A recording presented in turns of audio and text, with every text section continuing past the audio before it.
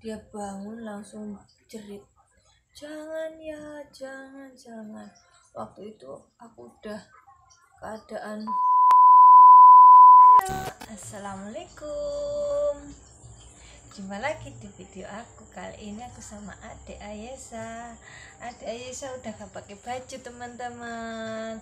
Terus mama lagi pakai kudung karena baru pulang sholawatan. Biasa malam Jumat, rutinitas malam Jumat kita sholawatan. Gatel temen, gigit nyamuk. Udah kayak tadi kasih obat nyamuknya. Ada ya, ini nyamuknya ya Allah banyak yo. Namanya rumahnya tuh di desa di Tegalan juga ya, banyak nyamuk teman-teman. Oh iya, sekarang kan lagi viral yo. Aku mau cerita-cerita nih. Yang lagi viral sekarang ini kan Lesti Kejora. Oh iya, terkena musibah atau lagi diperarat dalam rumah tangganya, yaitu dia lagi ada masalah keluarga sama suaminya, mengalami KDRT katanya. Ngomong-ngomong KDRT teman-teman, sebenarnya nasib Lesti itu sama ya sama aku, karena apa ya, dibilang sama, aku pernah kayak di posisi dia bertengkar terus dicekek. Aku jadi inget waktu itu kejadian tertimpa pada diriku sendiri. Bukannya aku mau ikut campur masalah dia, bukan, aku hanya turut prihatin sama dia. Semoga bisa menghadapi masalahnya dengan kepala dingin, atau dengan dia membuka jalan keluarnya sendirilah. Intinya yo, aku doain semoga dia kuat ngejalani sebagai seorang ibu rumah tangga yang lagi ngopeni anaknya. Tapi kalau orang kaya mau berduit gampang gitu teman-teman, sepenting cuan. Nah, ngomong-ngomong masalah KDRT, cuma di dalam cerita atau yang dialami Lesti Kejora itu kebalikannya. Yang dulu tertimpa kepada aku, kalau masalah dicekek sama yuk, dicekek sama mantan suami. Kalau aku sama mantan suami, bukan suamiku yang sekarang, mantan suamiku yang dulu. Kalau Lesti kan masih suaminya.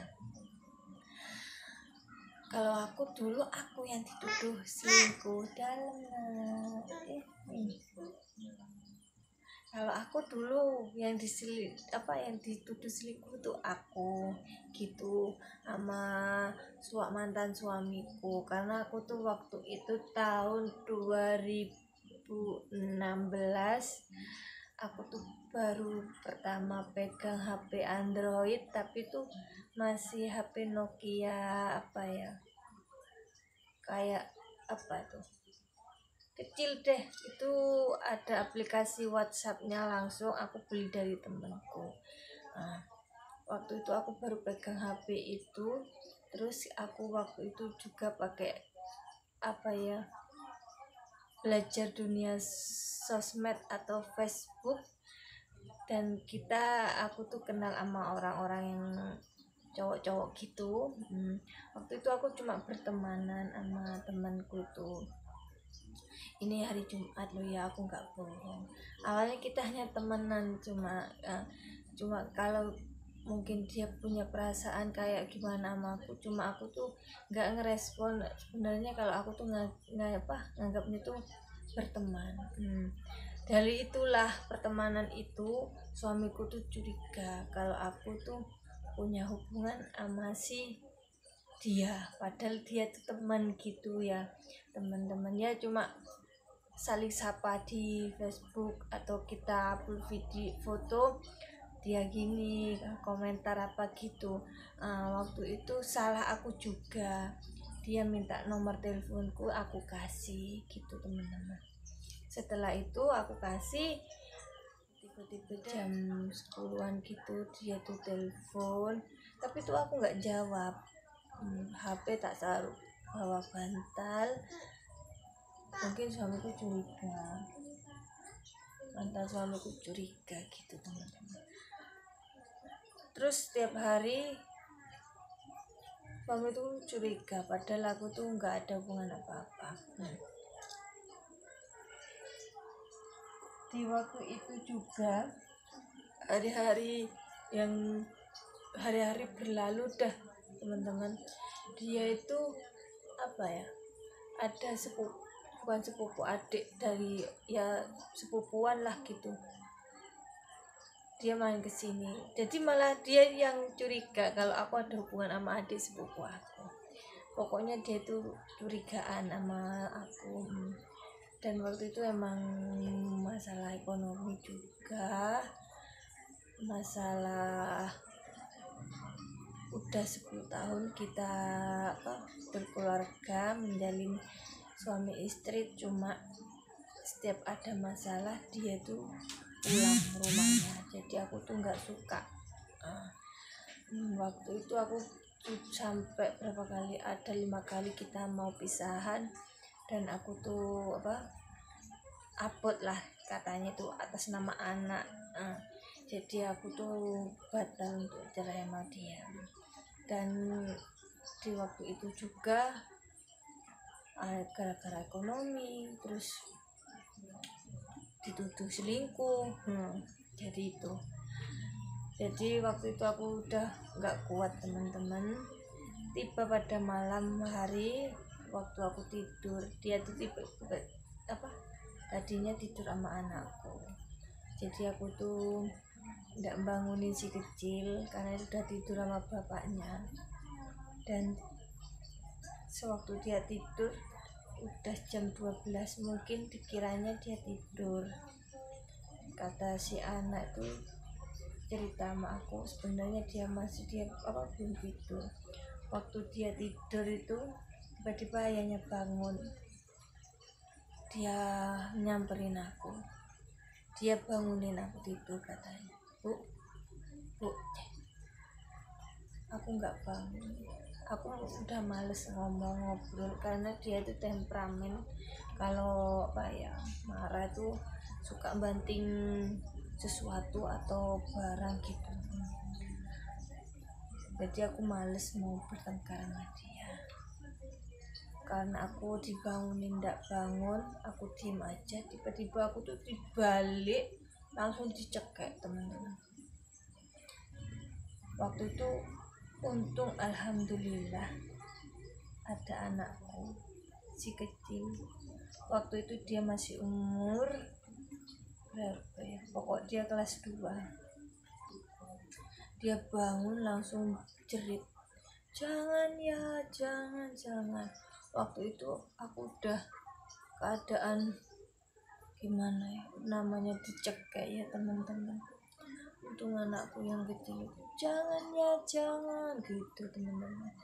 Sampai nangis, alhamdulillah dilepaskan. Setelah itu aku sampai tarik nafas karena udah kehabisan nafas, dicekek, bangunan. Aku ngomong, oh ya udah, kamu udah mulai main tangan, jadi lebih baik kita sampai di sini aja. Gitu aku waktu itu ngomongnya.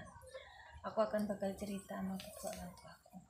Kenapa setelah itu anakku nangis, aku diemin anakku karena mungkin lihat ibunya kayak gitu ya teman-teman.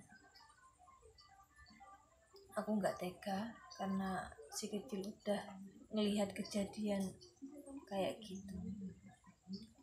Aku diemin sampai subuh, baru aku ngomong ke orang tuaku kalau aku habis dicekek. Ibu dan bapak marah, dan pada akhirnya semua keputusan ada di tangan aku. Setelah itu dia mohon menyembah, minta maaf. Memang sih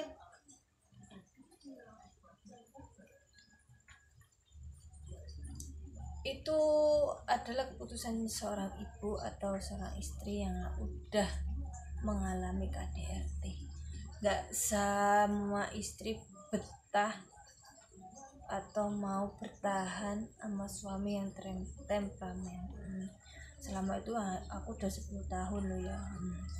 Jadi aku udah memutuskan, aku berniat untuk pisah dengan dia, dan akhirnya aku alhamdulillah bisa cerai.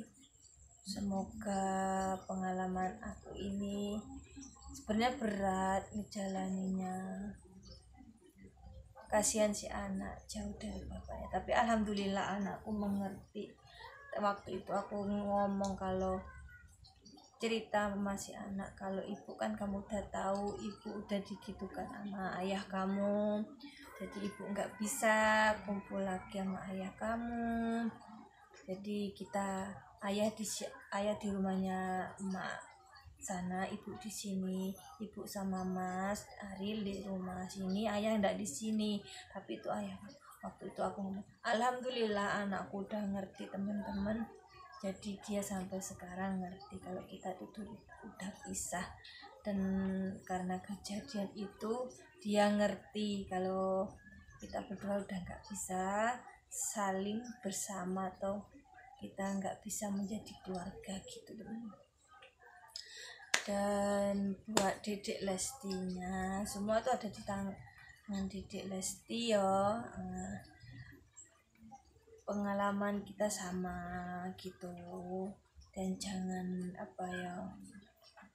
jangan berpikir cuma upload anak, karena jalan itu masih panjang. Sebenarnya sedih ya, berat menjalani seorang janda, tapi ya alhamdulillah kita tidak terkekang karena hubungan yang udah tidak sejalan searah, karena udah berani mengangkat tangan untuk melakukan KDRT. Semua istri itu atau seorang ibu nggak bakal betah ya teman-teman, yang pernah mengalami di posisi kita yang kayak gitu. Jadi ya wis, kayak Dedek Lestinya yang sabar ya, semua ada di jalannya, itu ada di tangan Dedek sendiri.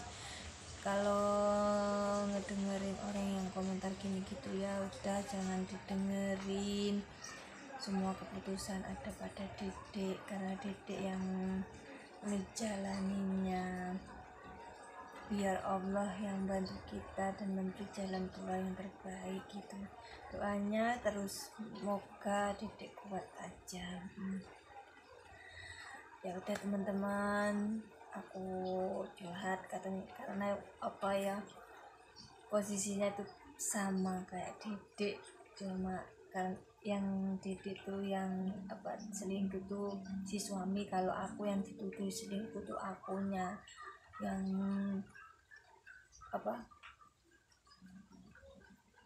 yang Dedek itu suaminya, lupa lagi.